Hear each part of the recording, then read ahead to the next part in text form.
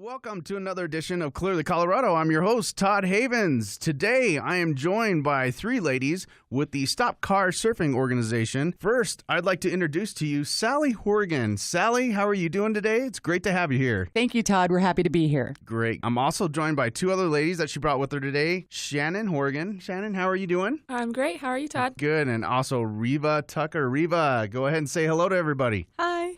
Hello, people.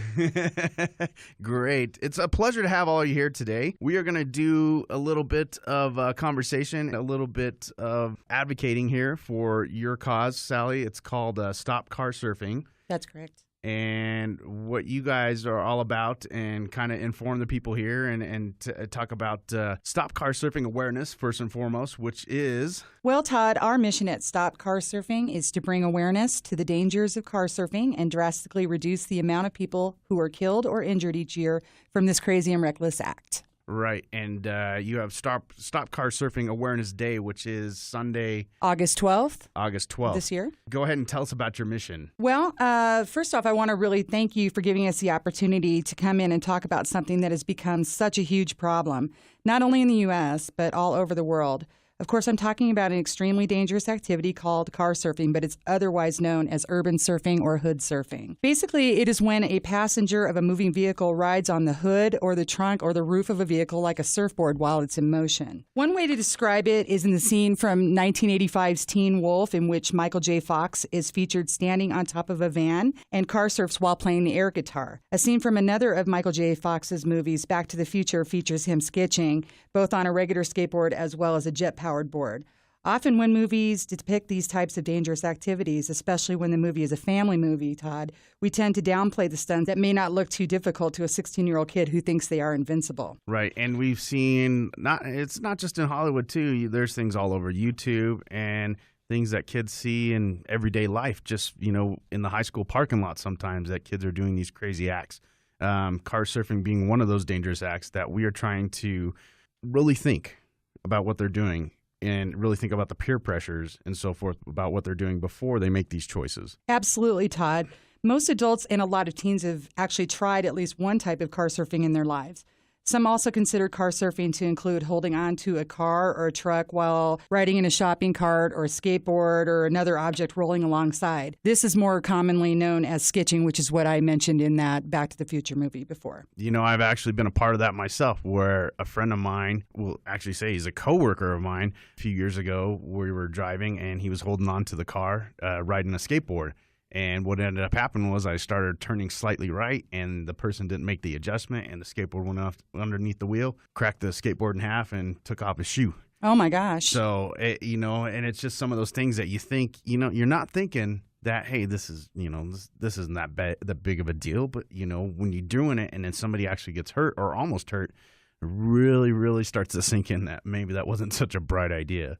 Well, we were just talking about that earlier, Todd. A lot of kids tend to think it's cool when they see it depicted on video games and in the movies and on TV.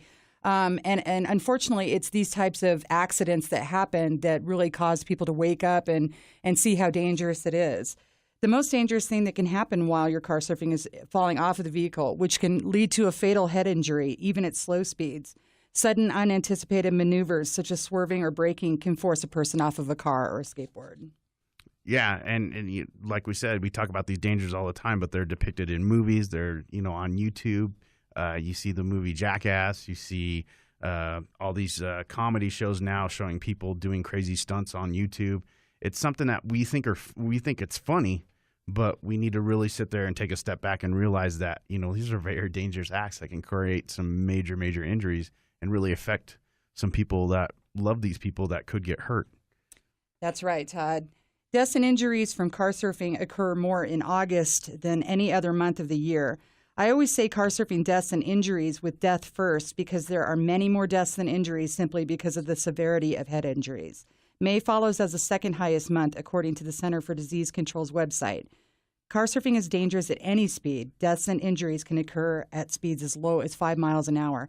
And that's why we want to get the message out, basically because August is such an active month for car surfing. Kids are bored. They're getting ready to go back to school. It's just really important that we really spread the word to make sure that these kids know what they're what they're doing. Yeah, and like you said, it's in May and August, so it's right when they're getting out of school, right when they're getting back into school. So that's the time that we really need to sit there and try and advocate and preach to our kids, young adults, teenagers, and so forth, that the choices they make are choices that can affect them for the rest of their lives. So they really need to take a step back and really think about what they're doing. You were talking about a little bit, what are some of the most dangerous things that can happen? Well, in my son's case, Todd, actually, they were going a very slow rate of speed, not even 5 miles an hour. And what happened was the driver of the car actually drove over a storm drain, and the car just shifted. And all three boys that were on the car just lost their balance and fell off. I think that a lot of these movies and shows and YouTube videos depict car surfing at fast speeds. It looks exciting. It looks fun with the wind blowing through your hair. But the majority of these accidents happen upon braking or turning. And you just lose your balance because a car is an unstable vehicle built with shock absorbers and everything else. It's not meant to be ridden on. And the stunts that are performed on a lot of the YouTube videos in the Jackass movies and other, they're done by professional stunt people or people that are taking precautions by wearing gear, other things that are protecting them. Whereas the kids that are out just riding on their mom's car, they're not thinking about all that safety. Right, and we talked about peer pressure could be one of the main things that leads to that. You're talking about even at slow speeds, unanticipated maneuvers, swerving, braking can force the person off a car real easy. Even, I mean, you could go 5 miles an hour. So, yeah, it's very, very dangerous. Sally, it hits very close to home to you. First and foremost, you want to talk about why you started this organization for Stop Car Surfing, why you started the website where people can go to. They can go to stopcarsurfing.com. Also find you guys on Facebook. Just type in Stop Car Surfing in the search engine on Facebook, or go to Facebook/stopcarsurfing.com to gather a lot of information. They can also email you, correct? Yes. At stopcarsurfing@hotmail.com if they want to get any more information on this. And but I was just looking at the website this morning. You can go on there and you can read a lot of different stories that people are posting on there about friends and family who have been affected by this, people who have been injured, and some of the severity of it. And I think, of course, more than most of us how hard that hits, the family and everything, because we want to talk about your story a little bit. Well, Todd, I lost my only child, Brad, between August 11th and 12th about 3 years ago in 2009. He was 24 years old, and while he was drinking and partying with his friends, they chose to car surf. My son stood on the hood, and a couple of 16-year-old brothers clung on to each of his arms. And while he was standing on the hood of the car, the driver, again, like I mentioned earlier, he drove across a storm drain, and all the boys lost their balance and just fell off the car. The two boys that were holding on to my son's hands didn't get injured. They just fell off, and they had an exciting story to tell. My son fell on his head, and he just never recovered. We had to bear the pain of hoping and praying he would come through it, only to find out that his brain had swollen into his neck cavity, which is past the point of recovery. The entire nightmare lasted about 32 hours, 10 of which he spent on life support. And we finally made the decision to remove Brad from life support and donated his organs to others in desperate need of them. We found at the hospital that he had over 3 times the legal limit of alcohol in his system, and even though he wasn't driving the car, his buddy, who was a little over 4 feet tall and had also been drinking along with a total of 5 people, was not only driving the car but fled the scene to save himself from the trouble of an alcohol-related charge. The 3 who remained with my son were all under the age of 18 at the time, which I think is really important because my son being 24 and the driver being 24 is not the norm. Most of the people that are involved in these types of accidents are right around the kids' ages that were involved but didn't get injured. Yeah. Because the driver fled and it took 2 days before he turned himself in, they were not able to test him for any alcohol. So he was charged with leaving the scene of an accident resulting in death and vehicular homicide, Class 3 and 4 felonies.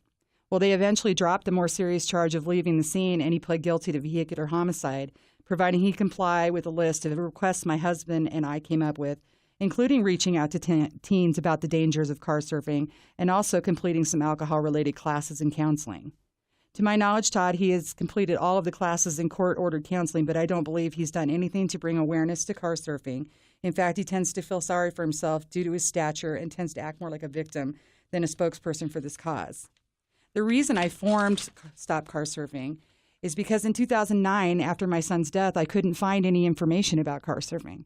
I had heard of it, and we'd all seen it in the movies and video games. Most of us had tried some sort of car surfing in our lives. I searched the internet, news, publications, and any other resources I could think of to find statistics or even another mother who was feeling what I was feeling. I found a lot of YouTube videos of people trying to glorify car surfing, both successfully and not successfully, and research conducted by the Center for Disease Control from 2008, which at the time was only the year before, so I thought that was comforting. Since then, there's been no updated statistics on car surfing, either on a statewide or national level. Wow. And you said that car surfing is currently banned in a few states, correct? Yes, there's 5 states in the U.S. With laws in place that are specific to car surfing.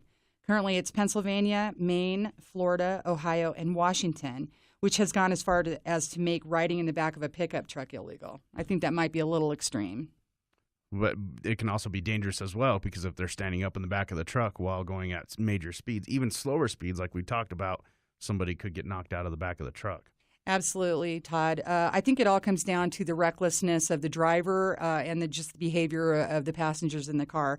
And if somebody were to be pulled over because they were riding in the back of a pickup truck, I think that's something that the officer would have to weigh. Right, and deal with it on a case-to-case basis.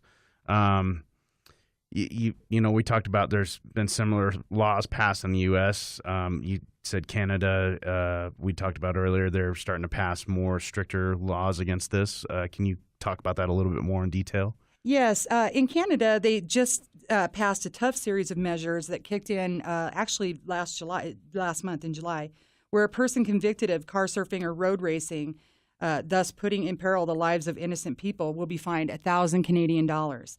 There's also a demerit system. They have a staggered demerit system. By October, the same offense will result in a 12-point demerit added onto their license for a period of 2 years.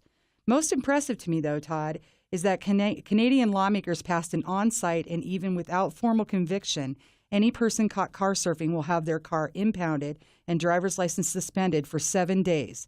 The second offense results in 30 days.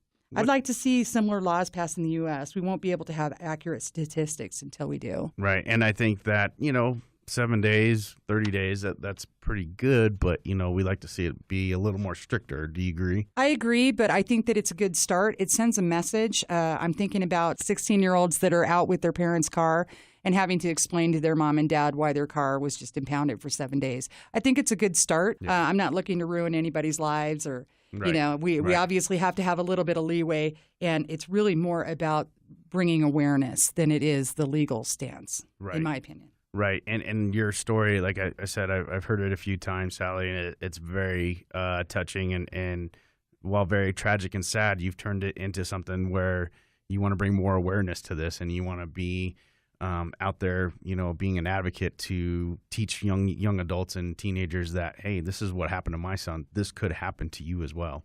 That's right, Todd. So, we appreciate you telling your story. I know it's a tough thing to do.